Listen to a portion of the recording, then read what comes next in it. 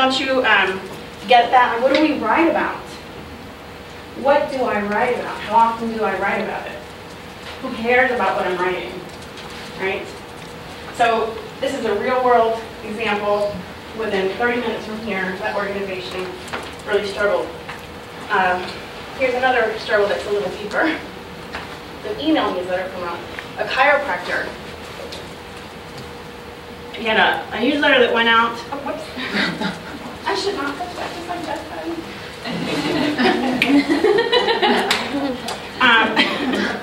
March 6th or 8th is when he sent this out. Okay? And that was 2011. Okay? The next one that he pumped out is January 11, 2012. Why? Why? Because he's busy. He's a busy doctor. He's healing you guys. Okay? So he knows and understands the value. And clearly he sees the benefits of it. But he just, the time, or what to write about, or what can I do about this? How much can I outsource? I mean, does any of this sound familiar? It's a big challenge. And so something as simple as, oh, let's send out a newsletter, right, has a lot of implications that we'll actually cover in a couple of slides. So I wanted to share those because we can talk all day long about these kinds of statistics and metrics, and we know that everyone should be doing content marketing. And content marketing is not new. It's been around for a while. Right? Remember the days of the white paper? Right? Now people just give that stuff away. You don't have to sign up for it, usually. So when they poll marketing people, communications professionals, and we see this kind of metric where, actually I didn't put it here, but it inspired the photo here, that marketing professionals are retreating from traditional, right? Well, we've known that. We've known that for some time. And they're, running over to content marketing. From this particular trend survey,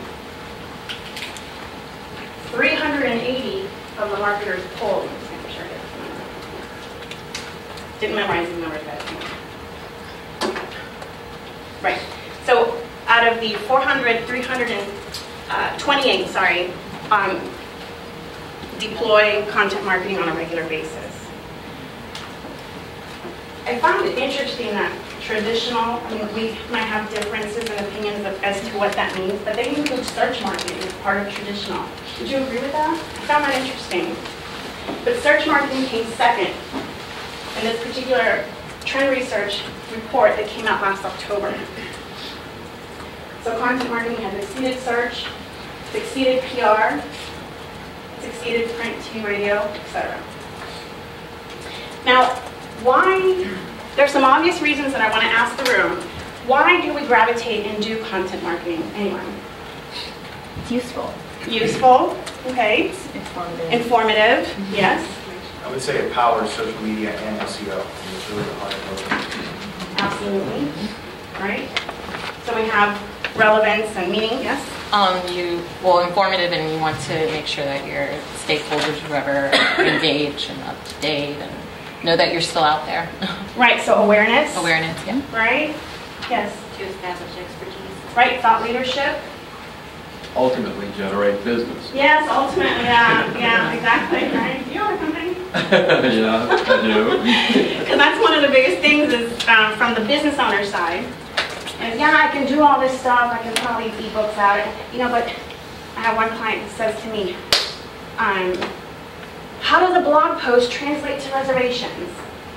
If I don't, if they didn't tell me that they came here because of that ebook or that blog post or that, status update on Facebook, why should I be doing this stuff?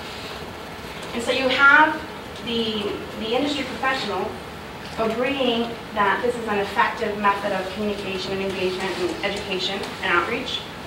Then you have the powers that be that tend to resist or not understand the value. And so the reasons that we're cited in the room are the obvious ones that I think we've heard and known for quite some time. A less obvious reason as to why so many professionals kind of steer in this direction is because it's very, very affordable. So much so that when they analyzed marketing budgets far and wide, they determined that less than a third of your total marketing budget for the year is pretty much on target with specific content marketing outreach efforts. And so that frugal nature of this particular marketing activity is very well received, especially in today's times.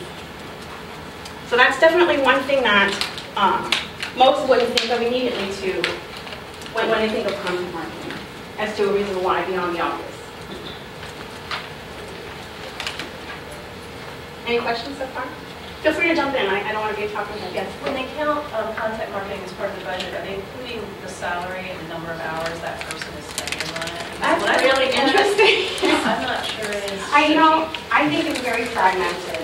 And I think part of fragmentation, that some might say yes and some might say no, is because of the mentality of that resistance that they don't understand. So in some organizations, I would say yes, and some I would say no. So I think it's kind of like a mixed bag. That's a great question. Okay, so again, this has been the story forever, right? Content king. I can't even read that because it just sickens me because I hear it all the time, and I'm sure you do too, so I won't repeat it. What I want to focus today's presentation with you guys on is this and more part, right? The intensity of content today, the need for it, the hunger, the necessity for it is the greatest it's ever been, and it'll be even that much greater tomorrow. And so I know that some of you are feeling it professionally and personally, right? Sometimes don't you stare at your Twitter account and not know what to say, but you have to say something. I do that a lot. Yeah, try doing this for a whole bunch of people and then try to do it for yourself and then you've got like Twitter blog, Facebook blog. Yeah. But the need for having not just content for content, but valuable, engaging, entertaining, informative, insightful, relevant content is really high. And it's not just the need to have the content, it's the frequency as well, which is really challenging. Because you pump something out beautifully, and you better have other beautiful things to pump out shortly thereafter. So these are the kinds of things that are in high demand right now in business for purposes of marketing. And again, more than ever before, I think the social media ecosystem has really underscored how much content is needed in everyday communication and engagement.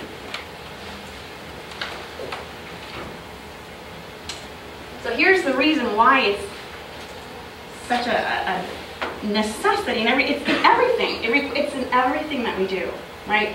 Do you guys remember when the flip came out, right? And everybody busts out the flip and we did a little video, and that organic type of video is still welcome and fine. But I've been seeing a trend in video marketing lately. And guess what they're recommending now? Scripts. 30-second to 2-minute scripts for professional content marketing video. More content, right? Because when you get into the whole formality of what you're trying to say versus the, and it's not to say that the script replaces the organic, spontaneous sharing. You do both. But that the need for content in that video marketing effort has been recognized. Even an infographic, right? We think it's beautiful, aesthetic, but it's, at the end of the day, it's data that's been gleaned from content, right? We have here, so we just talked about videos and podcasting, same thing, organic and produced. And this one here, if I've ever seen a loaded acronym, it's PR. Because most people PR, oh, it's the press release. Well, yes. But there's media relations, right? Crisis communications. So I know you're feeling this, right? I'm totally preaching to the choir, I hope. But I thought this would really represent visually just how vast the need and the hunger is for content today, because it impacts absolutely everything that you do, online and off.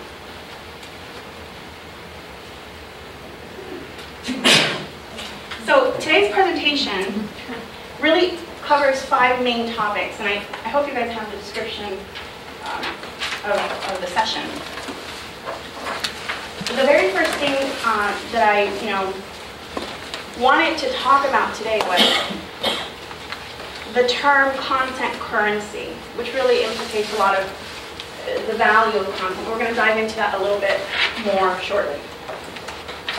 Beyond that, of course, the need for content, where to go and get content, how to administer it, and if we have time, I have 1 or 2 very quick examples that are Twitter specific for publishing content. But that's different, not the norm stuff. So any questions about what we're covering today? Because I want to touch all of those 5 things. Okay.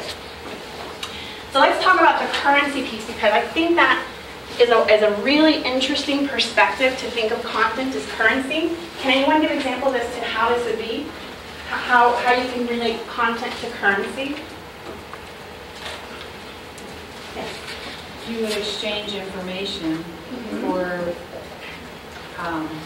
whatever, for clients, basically, Okay, so to help gather more clients.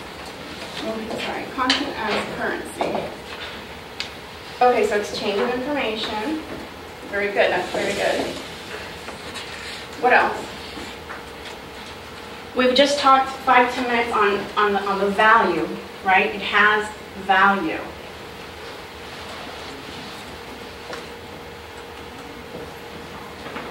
And in this quote, which it just moved me, is sticks and stones will break your bones, but content can affect your stock price.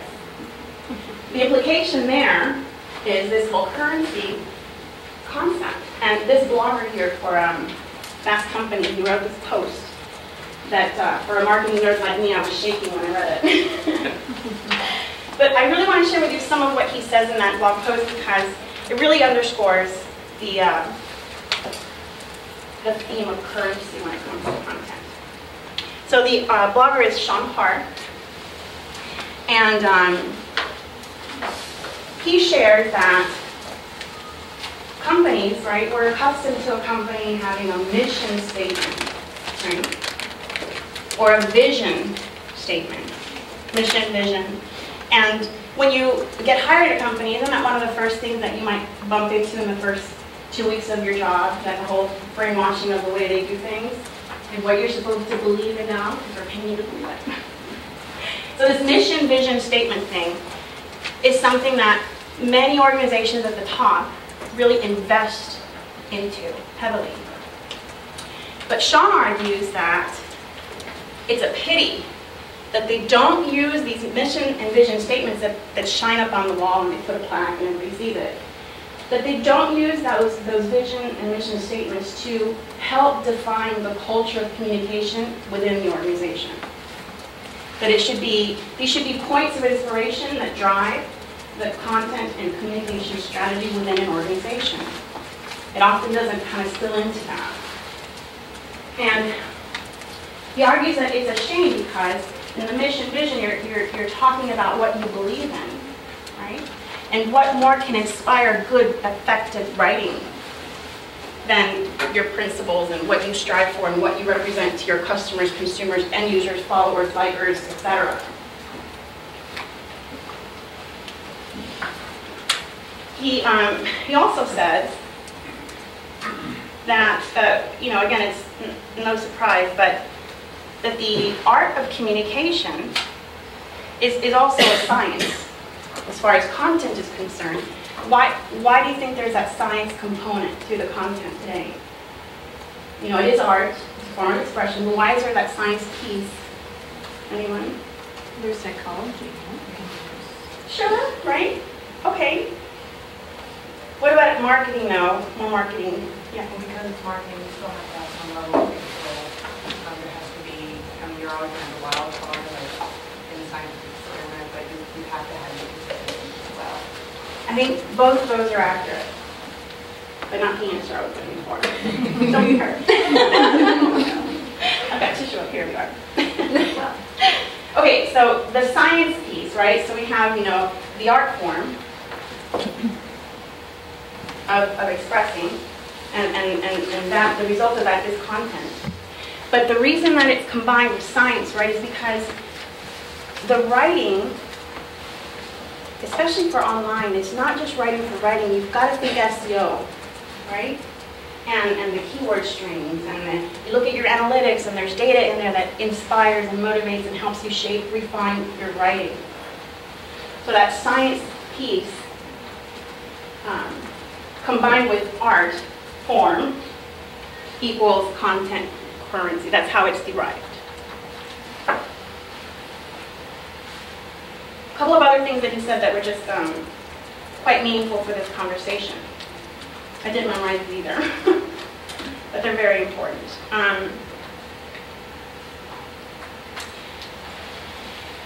You know, again, we talked about real, right? Ideal versus real, ideal versus real. So an example of that he argues is that the culture of content within an organization really starts at the top. Now, that's not news, but often it doesn't.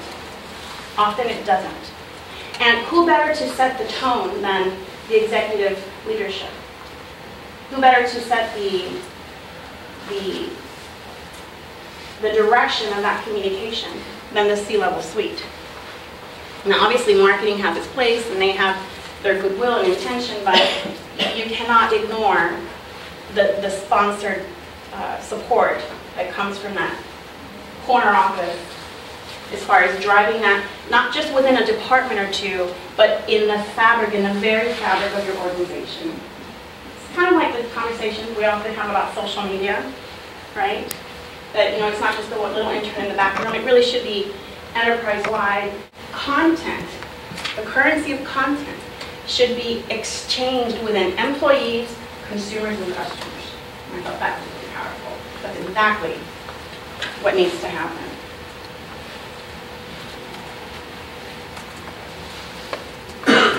So, when I thought currency, content, right? Just like this gentleman here, I can get your name. I'm Tom. Tom. Tom, the business owner. Okay, great, but or like the client that we have that wants to know how the Facebook status update generated reservations or purchases. Well, often what these executive sponsors and business owners fail to realize or not remember or lose sight of is that this is not done in a vacuum, right?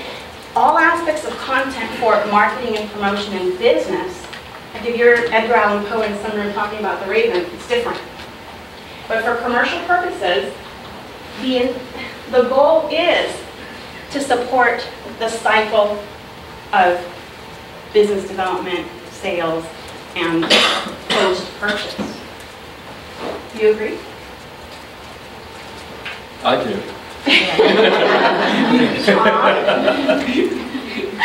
Right, so you know, when you have that situation where the client, customer, boss, whomever, I don't get it, and I get that all the time. I don't get it.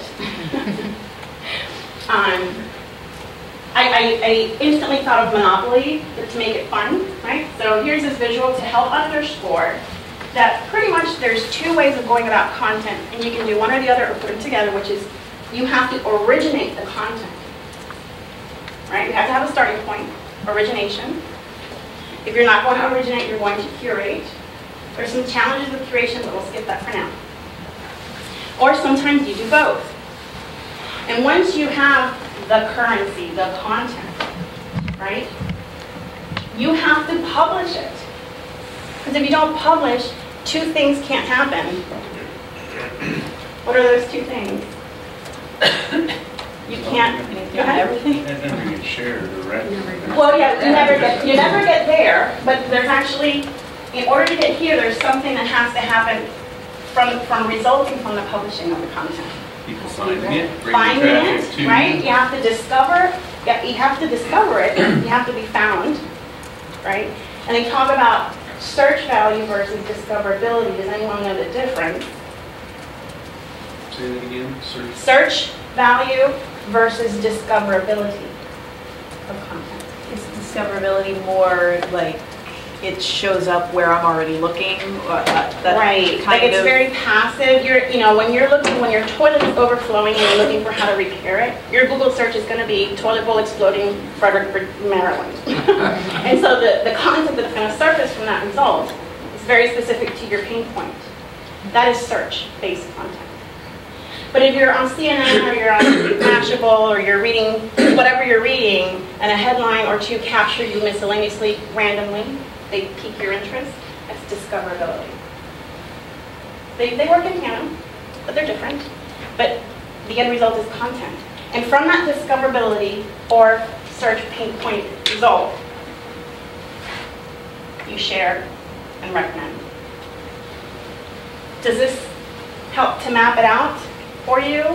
And the whole time, the idea is profitability. That's my Spanglish. This is not done in a vacuum, hopefully. Right?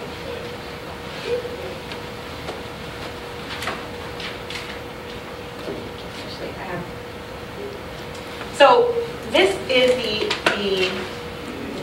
a very basic breakdown of the purchasing cycle. Yeah, this is not complete, okay? But for today's purposes, I thought let's keep it high level. So obviously, from a business perspective, business owner point of view, you want sales. You want to generate sales. You want to generate revenue, profitability. But there's usually a process for that, right? And first you have to generate awareness. Well, how can you generate the awareness if people don't know about you? How can they know about you? Content, right? So I have here some examples that you probably can't read, so I'll read them for you. They're very generic, but they hopefully underscore where content plays a piece in here. So the prospect may or may not be familiar with a product, service, or an organization. It could be a nonprofit cause type situation. A tweet or a status update on social network catches their eye. A radio, TV, or other programming makes the prospect aware of product X or service Y. Simple enough. I think everyone in this room has experienced that awareness. So something interested you, you want to learn more about it, so you're going to research. What do you require in order to research?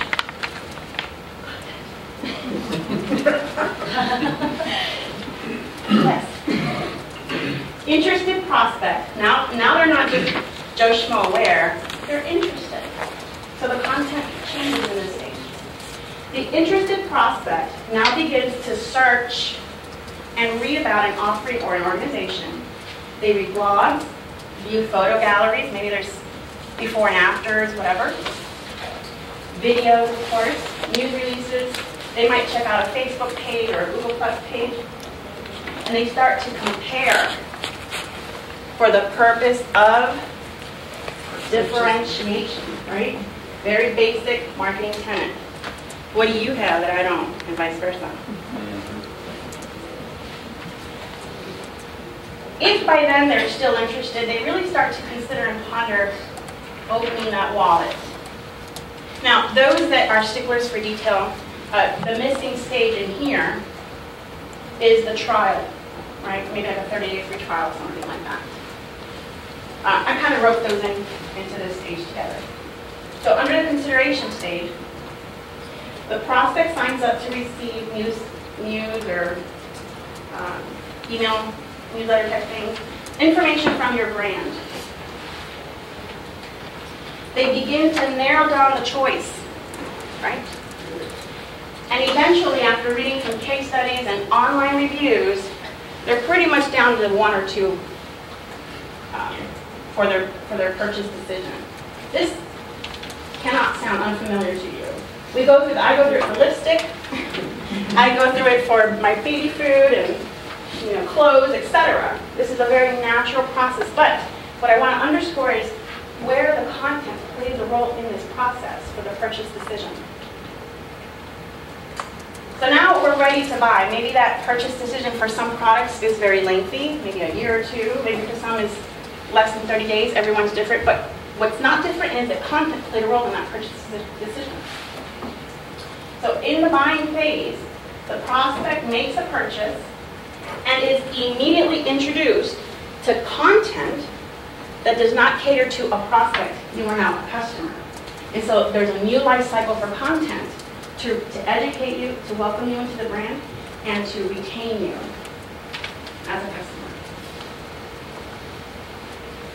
Does that highlight for you how content is more than just the Edgar Allan Poe Raven stuff in the back closet for your organization? So next time that they don't get it, I hope that you can refer to this process, because the purchase decision today, more than ever, is highly dependent on content. Yes? How does a prospect get to even the awareness of you? For instance, I'm a very small company, I'm local. I put up a Facebook page, I invited my friends to like my Facebook page, my business Facebook page, but that's as far as it goes. Yeah, that's a whole other session. Oh, okay. Come sit down. Okay. So are we clear here? I mean, again, I just try to keep it high level, but I hope it really highlights the theme of content as currency. So everybody check off the first bullet for today's session.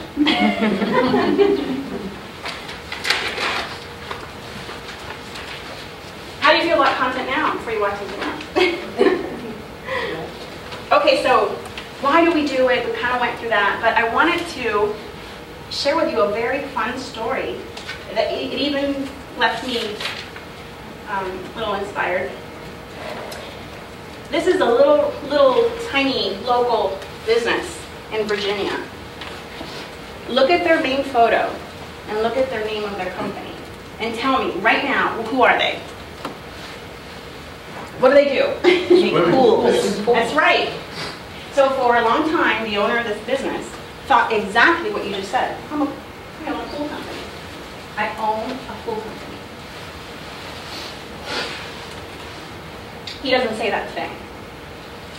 What do you think he says now about his business? You'll never guess it, but I want to see you if you or you can.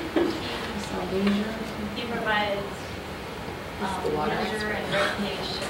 Okay. For families. Information about how to care for a pool or Close, yeah. I sell pools. Okay, here's the deal. He's no longer a pool company. Forget it. He's a content marketing company that tells you about pool care. Okay? This transition wasn't easy at first, but now he's taken it so far that I was pretty impressed, because not only does he have an extensive, and I'm not talking like 4 or 5, I'm talking an extensive video library on all types of content for pool care, pool products, whatever. He came up with a free fiberglass pool buying guide. This is a little guide. This is not Microsoft AOL stuff, okay? Blogs extensively, and these are, I don't know if you can see some of these, but fiberglass versus vinyl liner pools, which is better, you know. The whole purpose of his content is to educate you in this topic. So it's important, as we move from currency to identifying what content you have available, to inventory and discover what you have to date. And so a lot of this here, blog posts and news releases, and stuff, we all know this, right? We all know this. Surprisingly, I don't want to say we all, some of us know this. So for example, blog posts. I know a lot of people that are very savvy and talented, and they don't know what to blog about. And I think all of us have felt that way at some point. You know, we understand what we blog about, we know the topic, but sometimes we bump into that blogger's blog. We'll talk a little bit about that coming up. But here's something that is helpful, is go back to, a year or two of a blog post and see if you can update a past story that you blogged about. There's some content. So repurpose and discover. Most of us have access to a lot of this, interviewing management, or maybe you read something in an industry trade journal that was inspiring and wanted you to go research that topic. So content, we are immersed and surrounded by it. Product and online reviews, people might think, well, how can I use that content? But for example, we have one client that they had some scathing reviews about fleas and pet control in their pet resort, whatever. And they were pretty abysmal reviews about it. But use that as an opportunity to address that concern or pain point, right? Read your online reviews, read competitor online reviews, see what people are talking about. I promise you, you will bump into a nugget or two of data that will inspire you, or might remind you that you wrote about that 2 years ago, and it's time to update that story. So before you have to figure out, who to hire and all that, inventory what you have available to date. We're going to talk about finding stories in your analytics shortly. So here's my domino effect example, right? So when you have that chiropractor, oh, I want to send out the newsletter. Oh, that's just an hour of constant contact. Why is it much more than that? Well, whether it's that they're paying the outsourced company or the time of the staff member. By implication of that newsletter, a simple little newsletter, I identified this that I want to go through with you. The first thing is the audience, right? Very basic. But what you want to tell the audience often is very different from what they want to hear from you. So it's your job to find that compromise, because you should do both, not one or the other. Then the content. Once you find that content compromise for that messaging, do you have that information available? Does it need to be originated? Does it need to be curated, or both? Integration, very, very important, often forgotten. So yeah, we're gonna communicate that stuff in here, but where does the trickle go to? Do we also need to update the news release, or do we need to change such and such photos, whatever? What opportunities exist for integration in social, PR, advertising, video, and so on? So are you feeling the spillage? I hope so. Linkages. Again, how's that? Well, what content will link to which areas of your site? Right, so you have this little newsletter, and let's say each of these are content areas. Where, if I click that in your newsletter, where is that taking me? Does it make sense? And what content is there? Right? Linkages. And then, of course, authors, who's writing this stuff, even if it's a paragraph, let me tell you, do not underestimate how important a paragraph will be. Right? Because you have less than a nanosecond to attract that user.